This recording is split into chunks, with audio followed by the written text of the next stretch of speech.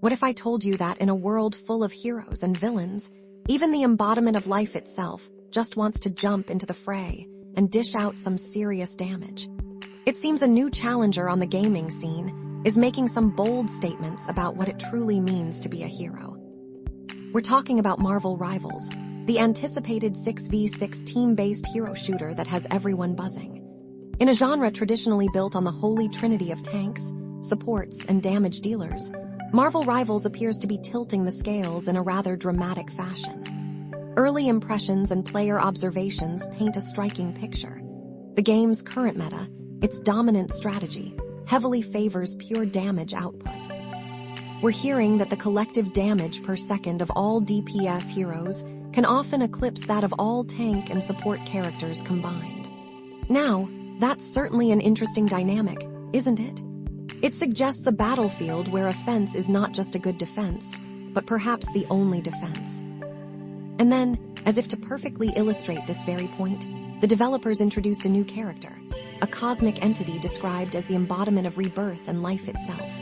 Now, if you're like us, your mind probably immediately goes to a support role, a powerful healer, a life giver, someone who buffs allies and ensures their survival.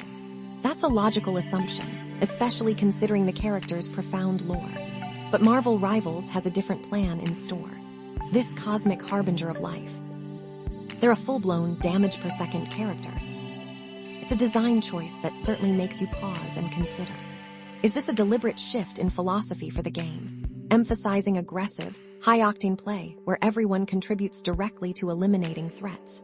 Or are we seeing the early signs of a balance conundrum, where raw damage simply outperforms strategic healing and tanking in the current build? It almost feels like the game is subtly telling us, why bother healing a wound when you can just ensure there's no one left to inflict it? This approach challenges our preconceived notions of hero roles and team composition in these types of games. It forces players to adapt, to rethink strategies, and perhaps even to embrace a more chaotic, all-out brawl approach to victory.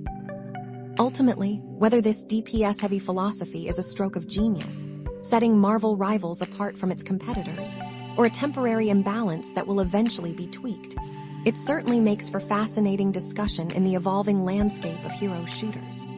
It challenges our assumptions, forcing us to ask, what truly defines a hero in the Marvel universe, if not the ability to dish out astronomical amounts of damage?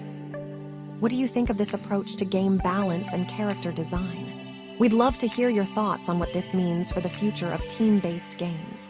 Join the conversation wherever you find us, or let us know on social media. Until next time, keep gaming and maybe keep an eye on your DPS meters.